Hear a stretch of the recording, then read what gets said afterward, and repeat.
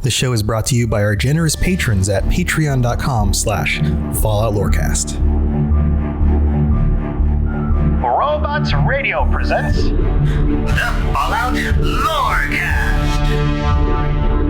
Welcome to the Fallout Lorecast, a place for the Fallout community to come together to explore the boundaries of our knowledge about the world of Fallout.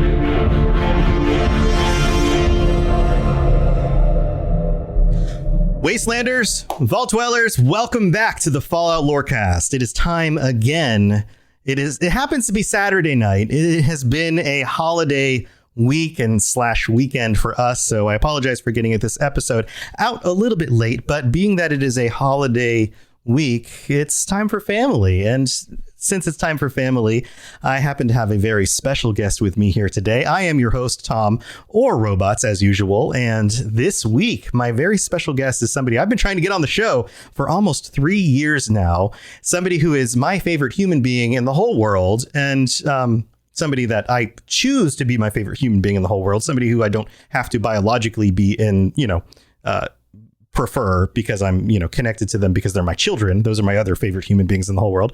But somebody who I think is absolutely wonderful, somebody who I love talking about Fallout with, somebody who loves it maybe as much as I do. And it happens to be sitting right next to me right here. And often many nights is sitting next to me right here. My wonderful, amazing wife, who goes by the name Fireshadow. Some of you would call her Mrs. Robots, who is better known as Dr. Robots because that she is actually a doctor.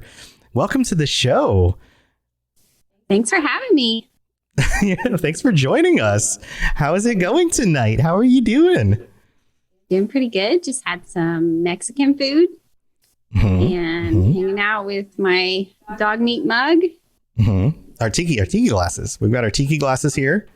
I've got a Vault Boy. And if you're joining us on the live stream, we've got our tiki glasses with our drinks. She's actually got a nice yummy drink. I have a flavored water because alcoholic drinks are a trigger from my migraine. So I'm not doing that tonight.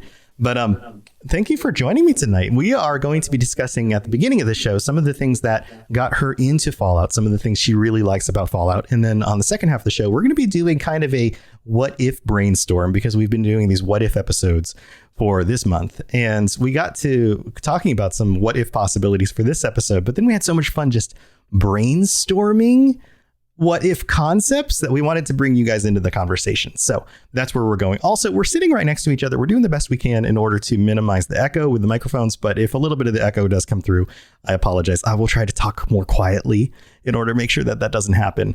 But let's start this off. Fireshadow, Lady Fireshadow. Can we use your first name or you just want to go by Fireshadow? You can use my first name. So this is Laura, my wife Laura. So Tom and Laura, this is who we are. And you can call her Mrs. Robots or Dr. Robots or Fireshadow or Laura. And Laura, I know you and we've been married for quite some time now. And we enjoy video games together. This is something we do a lot. We play a lot of video games in our house.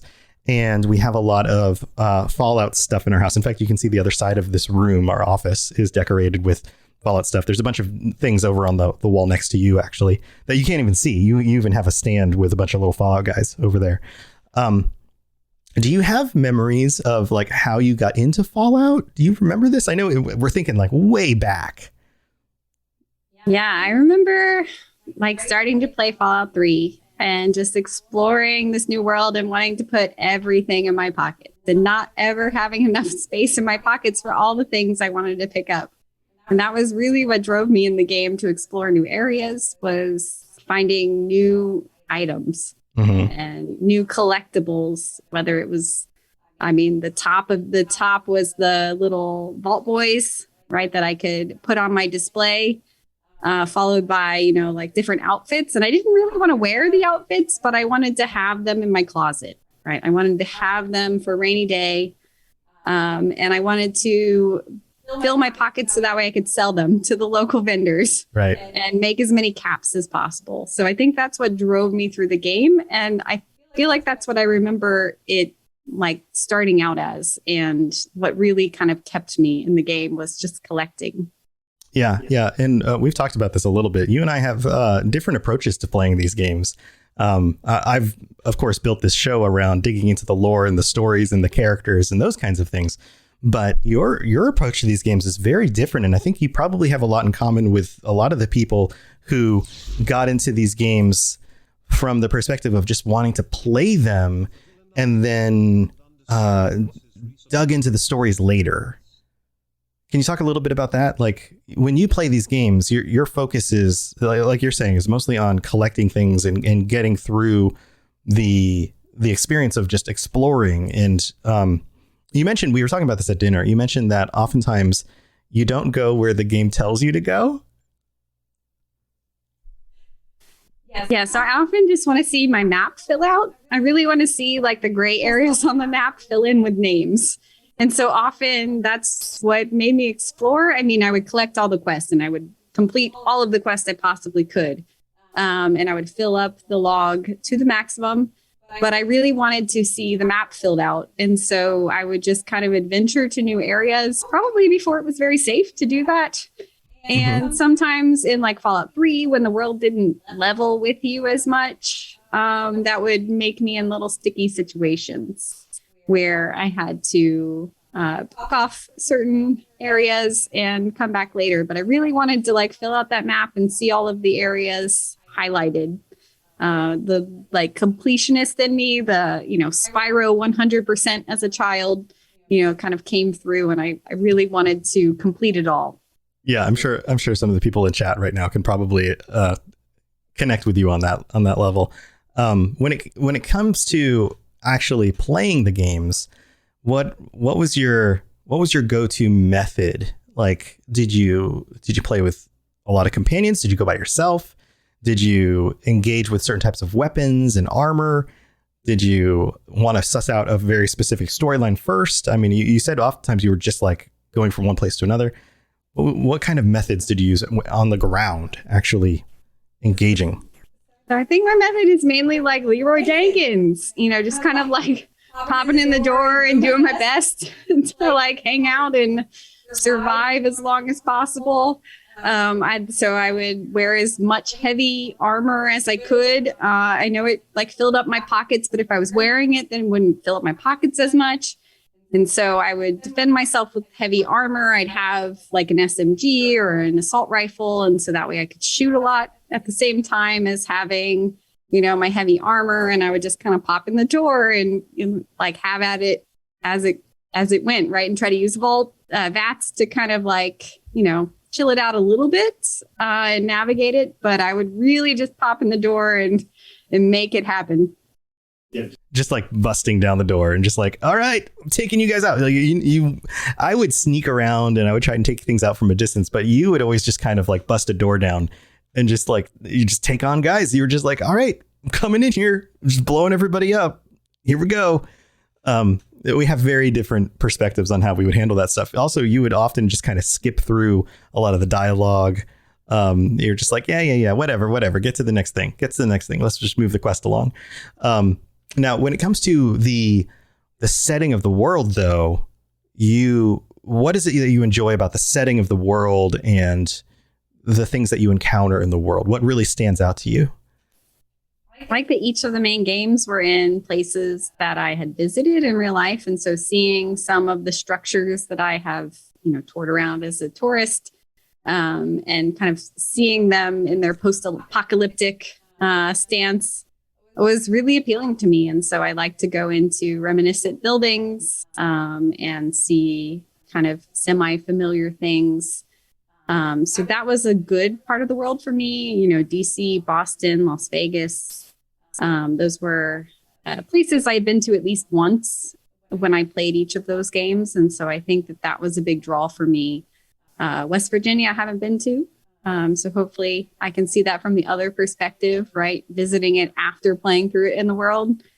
But, for the main Fallout games before 76, those were places that I had been. So I think that was really appealing to me, having those locations. What about the like vintage music and old style language and the references to all of these vintage things, but set in kind of a sci-fi of the 1950s and 60s setting? How do you feel about all that? Yeah, that was definitely really appealing. I mean, since we do a lot of vintage dancing, in our young years, It wasn't that long ago. a lot of that music made me want to keep playing and made me want to, get up and dance. And so I liked listening to the radio, particularly on the stations that matched, a lot of those vintage jazz songs that would play in some of the cities, from different like iBots and different, radios that were around in the town.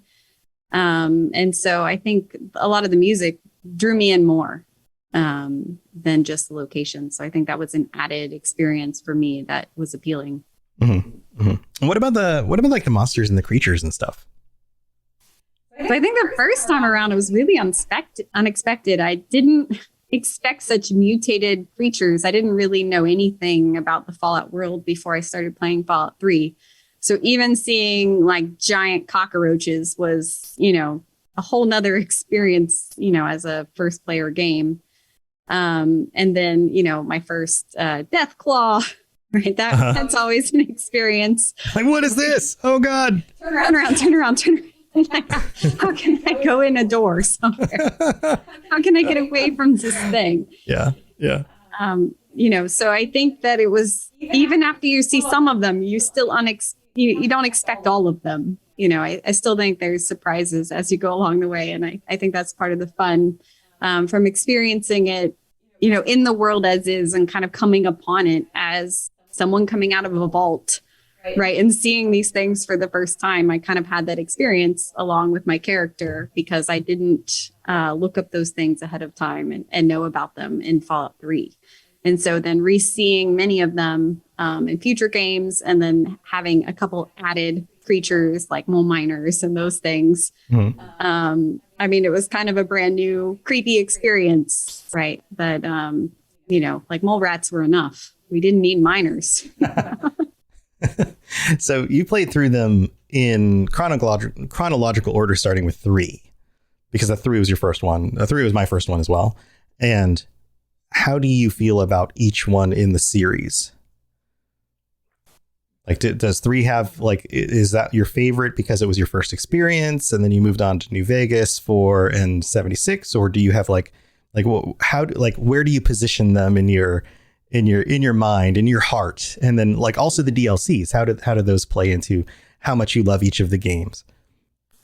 Yes, I think Fallout 3 is the best one from my experience, followed by the Fallout 3 expansions.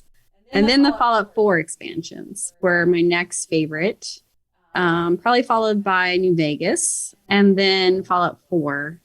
And I have grown an affection for Fallout 76. It's a different experience. I enjoy playing together.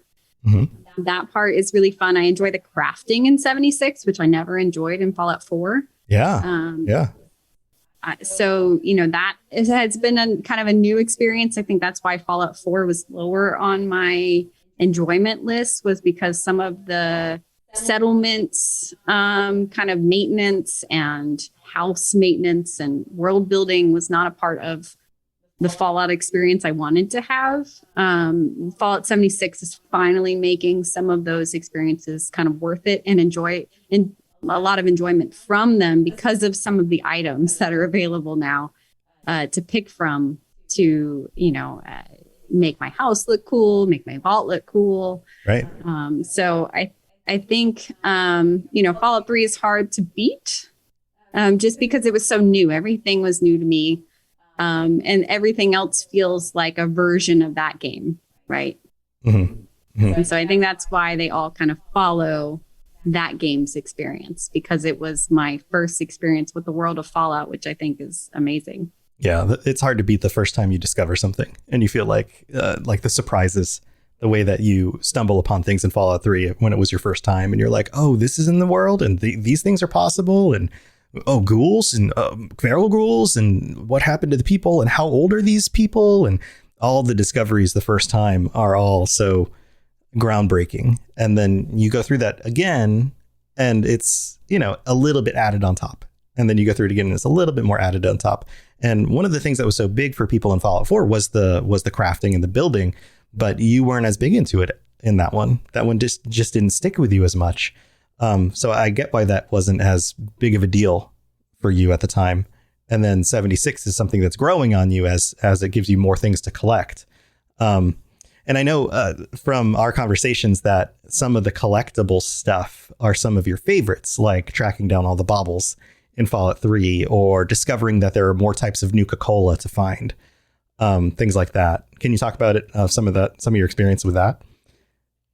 Yeah. So, I mean, having my first bobblehead display inside of my vault in Fallout 3 was kind of the ultimate experience as a collector. And then going to my first Nuka-Cola factory was really, I don't know, I really wanted to search out every single crevice of that factory because I just found it so fun. So then having Nuka World as an expansion in Fallout 4, that was a really fun experience. And so I think some of that has been watered down in Fallout 76 because there's multiple copies of each of them. And so for me, you know, being able to collect multiple copies of the luck bobblehead, you know, having 6 copies of luck or of lock picking, you know, it kind of takes away a little bit of the fun of collecting it. So I wish there was another layer on top of that made some unique collectible that I could go after, you know, that wasn't on some like searchable map online. That was just kind of me finding it in the world, as I did in the original ones. Right. And so that really, you know, kept me in the game looking around in new places, and one of the reasons why I wanted to see all of the map, you know, show the locations, because I wanted to search each of those and go into every house, go into every mailbox, go into every basement, you know, which then you stumble upon secrets right behind each of those communities, finding their hidden bodies that they were eating off of, or you know, the way that they lived as a community and interacted with each other. And so there's a lot in the Fallout world that isn't in the text. And so those things were more obvious for me because often the text I kind of skipped through because I really wanted to continue enjoying the world. And the text part wasn't the part that, you know, was most enjoyable for me. The environmental storytelling, the things that you discovered when you showed up in a situation, interacted with the people there. And you started to go, oh, this is what's happening here. Oh, sorry. I didn't mean to interrupt you guys while you were feeding on your neighbors. Yeah, that kind of stuff. Yeah, absolutely. Now, when it comes to the DLCs, I know that you have some favorites. There are some that really stand out for you. There's a specific one that's your favorite from Fallout 3. Which one is that? Definitely Aliens. The Aliens expansion is amazing because it's so different than everything else in the world. It seems so reasonable to be a possibility, I guess. And you get additional weapons that allow you to kind of bust into any room and survive and take out anyone that's coming against you. And so definitely the Alien expansion from Fallout 3 was the best. In Fallout 4, I actually enjoyed the expansions more than the game. So I would definitely recommend the expansions even over the base game in Fallout 4 because they're so interesting. They're so different than the base game. There's one where the computer systems are basically leading you along and you're having to do all these different quests. It's very comedic. And so I really like the sense of humor of Fallout. And so you really get a sense of that in some of the DLC that they don't get to always work into the base game. And so I think, it adds another layer to the games that you don't necessarily get with only playing the straight game. Right. And then Fallout 4, I know Nuka-Cola particularly has a place in your heart, and the Nuka-Cola world stuff is a big one for you. How do you feel about that one? Yeah, I basically wanted the theme park to be like a giant factory of Nuka-Cola. I wanted to find all of the quantum and, you know, cherry and, you know, all of the different iterations. And so Cappy? I kept looking for the different Nuka-Cola bottles in the Nuka-Cola world. And there's orange and the cherry and the quantum. And, I kind of wanted to keep finding. I wanted there to be like 50 different versions of Nuka-Cola, some like test factory. So I never quite found that. But it is quite fun to be in a theme park that is themed after some of your favorite things in a game. So I think the entertainment that comes from the characters of Bottle and Cappy. Does Bottle have a name? I don't know that Bottle has a name. It's Bottle. Yeah, Bottle and Cappy. It's pretty good, even with the creepiness of Cappy.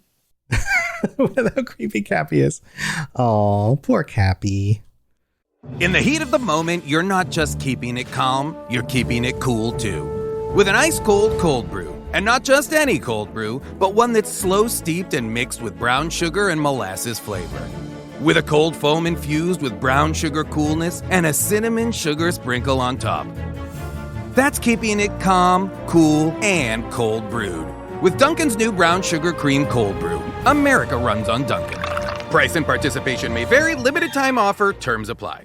This week at Macy's, get an extra 20% off with your coupon or Macy's card. That's on top of great deals, like 10 to 65% off home essentials during our big home sale. Or shop specials, like the Radley 5-piece sectional sofa, $2,199. And 500 thread count sheets and more, 75% off. Plus, Macy's Star Rewards members earn on every purchase except gift cards, services, and fees. Sign up today at Macys.com/Star Rewards. Savings off sale and clearance prices, exclusions apply.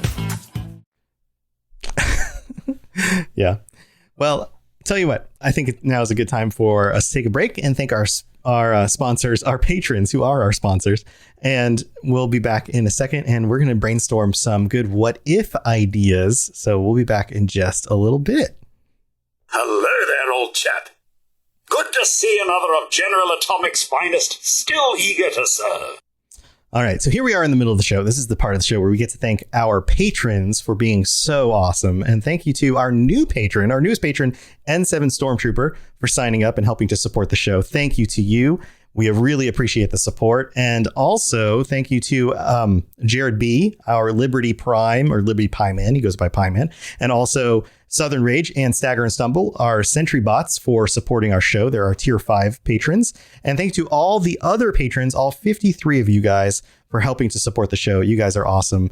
Thank you so much for all of your support. And if we've done anything to help you get through your work day, your work week, your work time, your work commute, your work out, or working on those the turkey that was left over, because there's a lot of it. And I know that you're probably filling your stomachs with all the leftovers.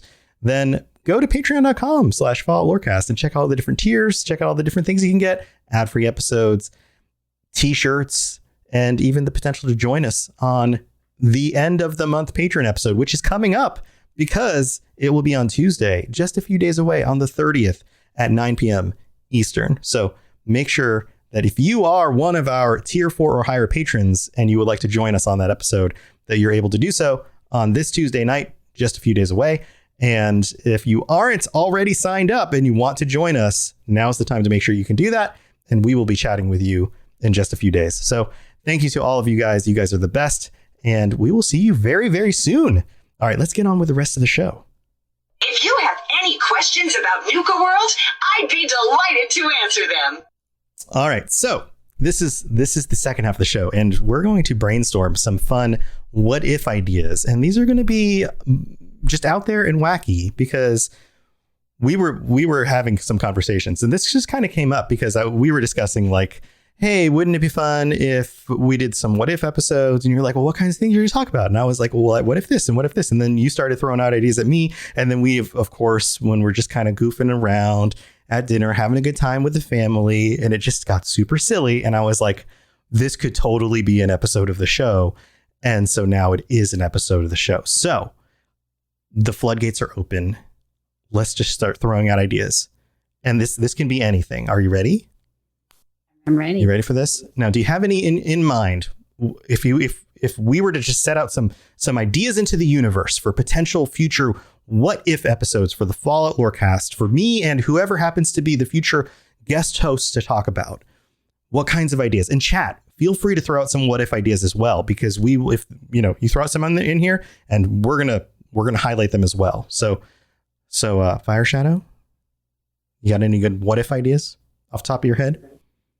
Right. What if the special had an extra letter or one less letter to it? What would it be? What, the special? like strength, perception, all of that stuff. So instead of ending in L, it would also have an extra C for constipation level. And then you could or couldn't poop, depending on your digestion based on the foods that you've eaten that day. That's what I would add. What would you add? I think I would make maybe like a trade-off between the options. So like if you had more luck, you would have less intelligence or something like that. So like they were directly connected. Where certain ones kind of couldn't go with each other, right? Where you couldn't be as strong and as agile as possible, right? Where they were kind of connected. So I think I would emphasize that, and maybe certain ones remove certain other letters, like having bonuses above normal. Sixer in chat says specials with an extra S at the end. What does the S stand for? And then the Psy guy TTV in chat says special K. I think we should guess. The S stands for saliva. It has to do with how hydrated you are at any point in time. And the K? And the K stands for, there's not very many words that start with K. This one's tough. Keratin, which manages your eyesight.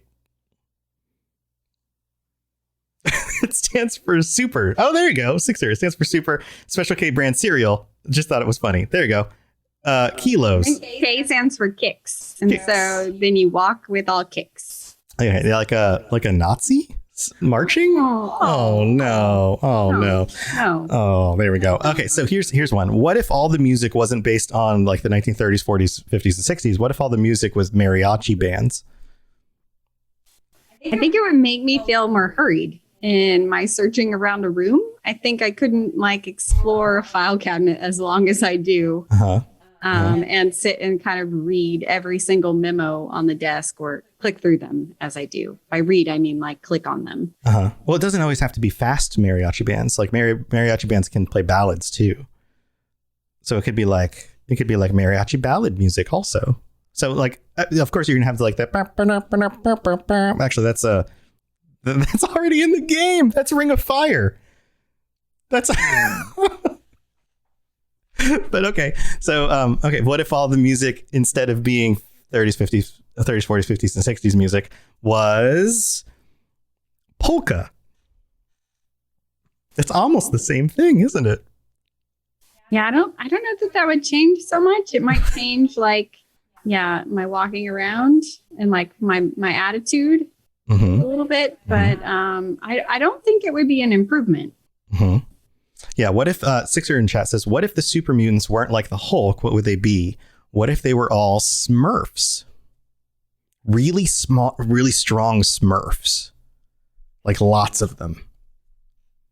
So would they be many? Would they be as big? And they were just kind of just lots of little guys that were just really, really strong, like ants. You know how ants can pick up multiple times their body weight?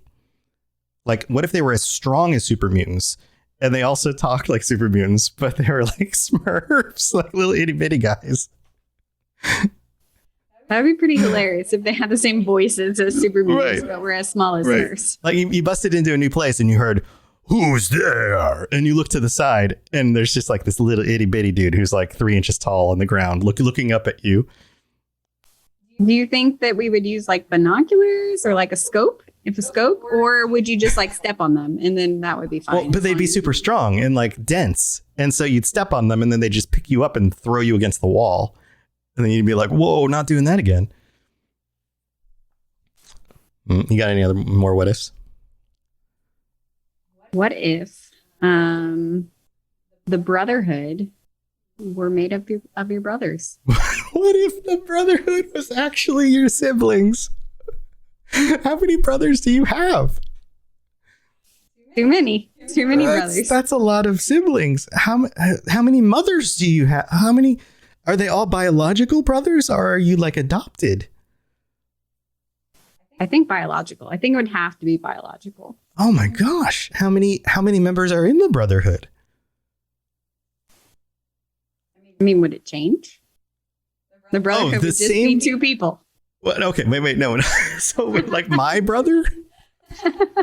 Like I have one brother. So the Brotherhood in the game would be the same as my actual brother, or the Brotherhood in the game would have the same amount of people that are actually in the Brotherhood in the game, and somehow we're all biologically related. And you could like actually tell them what you think, because some of them are jerks. Okay. So we've got some others here in chat. Sci-Fi Guy says, what if Fallout incorporated all eras of music, including 2000s? What would you think would be some must-haves in the Wasteland? Ooh, I Will Survive. Obviously. That'd be a good one. What else? What else would be a good one to include? 2000s, no doubt. Gotta happen. Is there a specific song? I'm Just a Girl. I'm Just a Girl. Yeah, for like when you're wandering around the wasteland, it's just a girl. That would make sense. Semi Charmed Life by Third Eye Blind. We need some like more recent ones though. What about something really cheesy but recent? Baby Shark. Baby Shark. Yes. I think you should play that every time a Mirelurk comes. When a Mirelurk shows up, it just plays Baby Shark. Yeah. And Sci Guy says Slipknot. Austin Adams says, this is kind of from left field, but if Fallout Europe would be the factions be like World War II. Sorry, this sentence is difficult to read. Like the German faction be like Nazis and so on. Maybe. Sixer writes, what if the Enclave were the good guys in Fallout 1? Does that change your perspective or theirs? That's a deep one. Like, I mean, they think they're the good guys. So Barbie Girl. Some people do think they're the good guys. Yeah, Barbie Girl would be a hilarious song. Yeah. That needs to be a mod. Yeah, there you go. Blue, babidi babadow, babidi babadow. Yeah. Okay, whose theme song would that be? Maybe there's one blue super mutant. Well, there are. The Nightkin are all blue. So whenever you walk into a Nightkin base, they would have the I'm blue, babidi babadow, babidi babadow. That song would be playing in every Nightkin base ever. Absolutely. Yes, every villain is the hero of their own story. Absolutely. Yes. All right. You got any more what ifs? What if? Oh, you got one? Okay, go ahead. What if miniguns didn't take so long to charge up or is heavy in your pockets? Would you use them more? Yes, absolutely. Miniguns are amazing, but they're not. Right. So like maybe we could mod them to be better. What if miniguns were mega guns? Sounds better. Right. And so instead of a bunch of little bullets, they had a bunch of big bullets in a big round thing. Are those rocket launchers? Yes. I think that's what those are called. Those are already in the game. Those are just rocket vehicles. You're right. Those are things. What if instead of being a human, you could be an alien? You came up with this one earlier at dinner.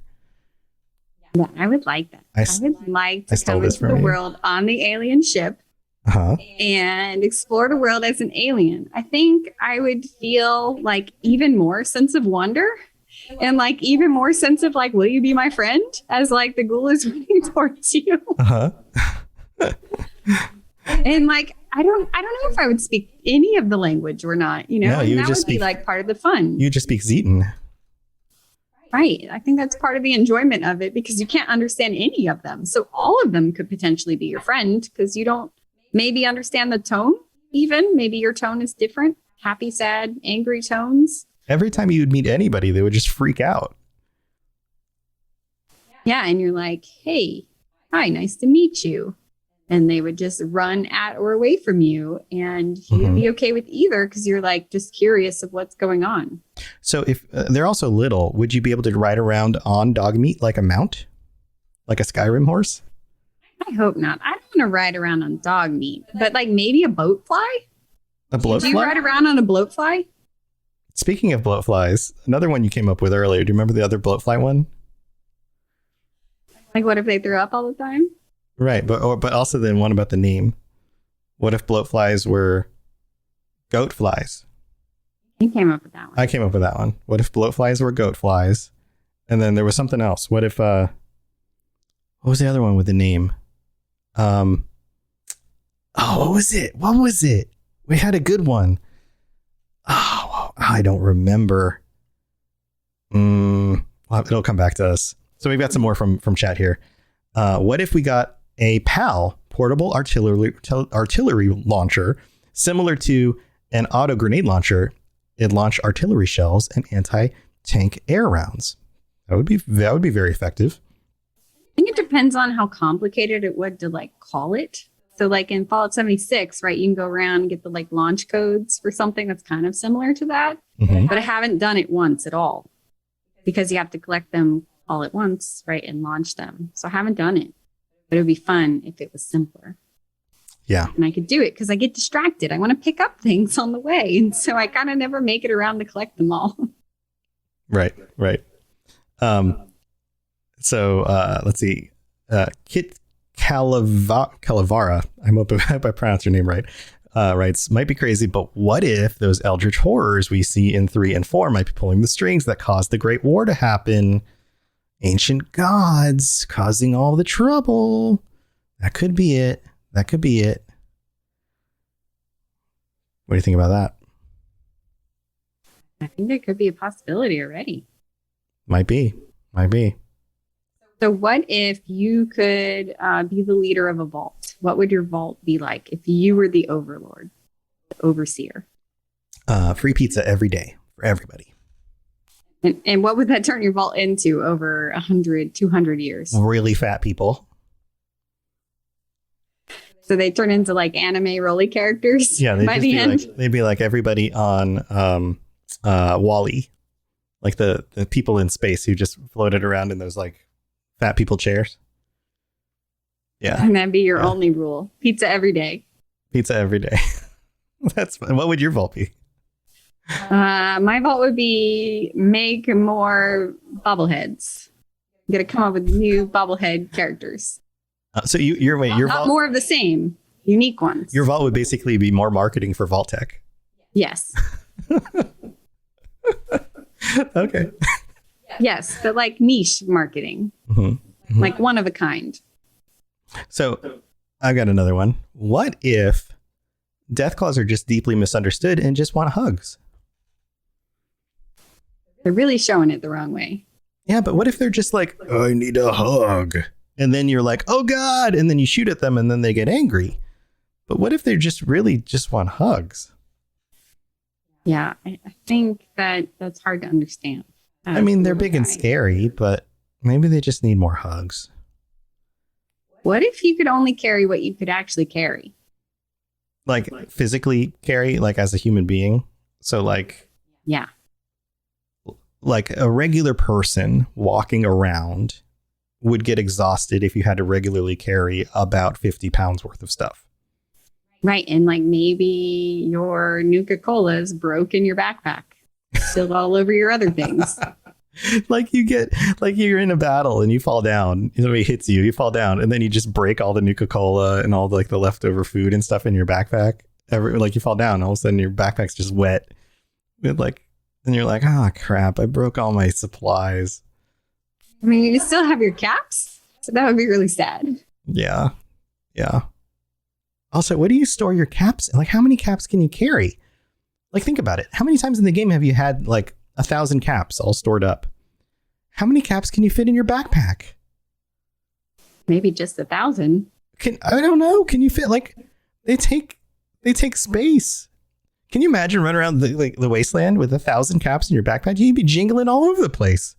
Everyone would know. They'd be like, oh, here goes Mr. Moneybags. You wouldn't fit anything else in your backpack. What if they turned into like a one bigger cap instead? And then like you can different put it on your head denominations. like a big hat and then just strap it around your chin. It was just like one big cap. Hey, you could just have it as a necklace. It was like a cap. Oh, it was like a clock. Like what's his face? The rapper used to wear. Somebody's gonna know. Somebody's yelling at their phone right now. Be like, oh my God, Tom, it's so and so. Yeah, that'd be cool. You'd just be known as like, but that would be so easy to Flava Flav. Yeah, Flava Flav. Somebody like, but it would be so easy to steal, right? Plus, also, if you got shot at, two things. One, maybe it would deflect the bullet. Two, it would also cost you money every time you got hit because it would break it, and then you just lose money. But that could be a perk. It could be like Cap Shield. It guards you from bullets, but you lose money every time you get hit. I like it. That could work. I mean, that would work for your some situations. That would work for your whole like steal all the things around you, sell it for money, use it as armor so you can bust in. Like that totally works for your build. I think that's okay. And as long as you survive, you can go back and pick up all the caps on the way out. Like it chips the caps off, and then you just go collect them back and like glue them back into the big cap. Like if you survive, they're collectible. Ah, I see. Okay. All right. That could work. What if you could use caps and just like stick them all into each other and just build power armor out of caps? You can just have this big suit of armor, like caps armor. I think I would do that if it was just as strong as regular power armor. Because it would look better. It would be a nice place to store my caps. So, I mean, I know they don't take up space in our pockets, but in our fake world, they may. Yeah. And so then it would make them not take up space, right? Because they're our armor. Right. And then you can like piece it back together easy, right? Because it's just like cap by cap. You just glue them on with some Gorilla Glue and good to go. Yeah. So let's change gears here. Anybody who's been to my live streams in the morning over on the Robots Radio YouTube knows how creepy Cappy is. And Kit here in chat has a very good point. What if Nuka World is a hidden cult? Cappy kind of has the cult leader vibe. What do you think? I think that's really unfortunate because like Cappy's really creepy, but Nuka World is so cool. Yeah, and I kind of want to visit that creepy world, even with the creepy Cappy. Cappy's all over that place. It's just like Cappy propaganda all over that thing. Yeah, I'm kind of into it. What about Bottle? Do you think Bottle's in on it? Bottle's too innocent. Not Bottle. Not Bottle. Cappy's like the brain of Bottle, right? Like what's on top. Do you think Bottle's like the beefy dumb one and Cappy's like the little big brain one? I mean, I think Bottle's even the non-beefy dumb one. Oh, you know? Poor Bottle. Kind of fragile. That's rough. Empties too much if like moves around. Oh. Kind of your pal. Yeah, we do use caps for currency. Maybe it was all part of Cappy's master plan. That's a good point. Austin Adams in chat says that. This might be maybe Cappy engineered the whole thing. Maybe we're onto something. What if Cappy engineered the whole thing? Maybe Cappy dropped the bombs and brought about the end of the world in order for caps to raise in value, especially bottle caps from Nuka-Cola drinks, so that caps could take over the world. Cappy's dream was to be on the face of all the currency. Right. Cappy wanted to be the most valuable thing in the wasteland, and Cappy won. I think we solved it, guys. What if caps weren't the currency? It was Nuka-Cola bottles. Well, then Bottle is the mastermind in that scenario. Sixer. And much more fragile, much bigger, harder, much more harder fragile. to store. That's a tougher thing as a collectible. Yeah, Sci Guy. But way less menacing. Right, Sci Guy. That's a good point. We can't let Coca-Cola gain access to ICBM. So that is the lesson from today's episode. I think. Do you have any more what ifs? Because I feel like we've reached a conclusion that is groundbreaking. I think that we may have uncovered hidden lore. Our minds all put together here, friends, have uncovered hidden lore that has never been uncovered before in the world of Fallout. This is groundbreaking stuff. Any other thoughts? Dr. Robots, Fireshadow. I mean, there are plenty more what ifs, but I don't know any of them top our current groundbreaking lore. That's a good one. Here's one final one from Sci Guy. What if, and hear me out, Robots Radio never existed? And then all of a sudden I just close the stream. Power down. Well, guys, thank you for joining us. Do you have anything else you want to share before we go? Fireshadow, Laura, my wonderful wife, anything you want to share about you or Fallout, or ways people can reach out to you, or anything? This is normally the thing I do at the end of the show because people have like their own little projects and things, but you're not super involved on the internet. You're just kind of like, you kind of do your own thing. Yeah, I'm not super on the internet. So if you want to get a hold of me, robots is probably the best way to get a hold of me. Because I mainly don't do the internet too much. I make science instead. So I just enjoy Fallout as a world and enjoy playing it from time to time. And I feel like it's one of those things that like I'll dive into for hundreds of hours and then take a break for 6 months or a year and then dive into for another 100 hours. It's one of those things I have to like set aside months for. So I'm not always playing it currently because it's so much of like a world enriching experience. And so if you haven't tried it, I would highly encourage you to. You don't always have to play it for the reasons other people play it. I always play it to just put things in my pocket. And Robots has always told me to have unlimited pocket space, but I find that to be overwhelming. And so keep the linings of your pockets as they are, because it doesn't help to have more of them, because you'll just hoard more. I never understood this. I'm like, if you're going to spend all of your time just managing your inventory, then just pick up everything.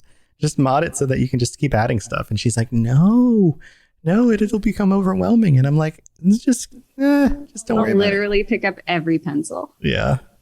Well, thank you for joining me. And I hope you guys have enjoyed the episode. Sorry if there's a little bit of an echo, but we're trying to do it in the same room and we're doing the best we can. But I hope you guys enjoyed this episode. I will be back next week at a more normal time because it will not be a holiday week. And thank you for being here as usual.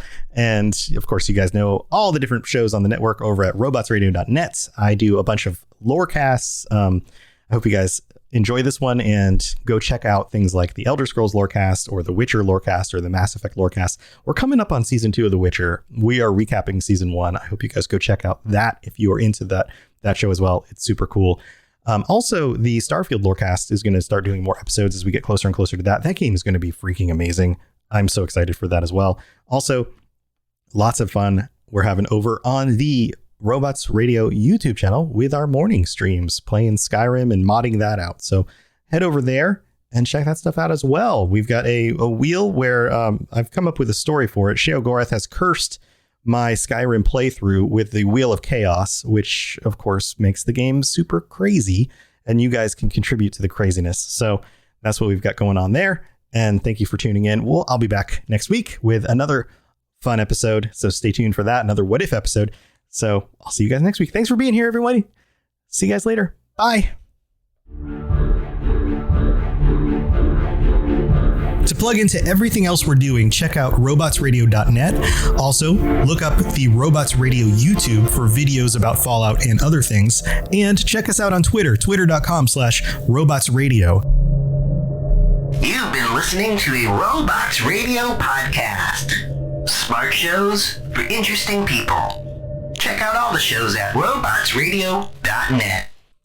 Did you know 77% of women who wear bladder weakness products experience intimate skin irritation? As if having incontinence wasn't stressful enough. But Tena Intimate Pads have been gynecologist tested and do not cause skin irritation. Gentle on my intimate skin. I need to try Tena Intimate Pads. Visit TenaSample.com for your free sample. Kind to skin, protects like Tena.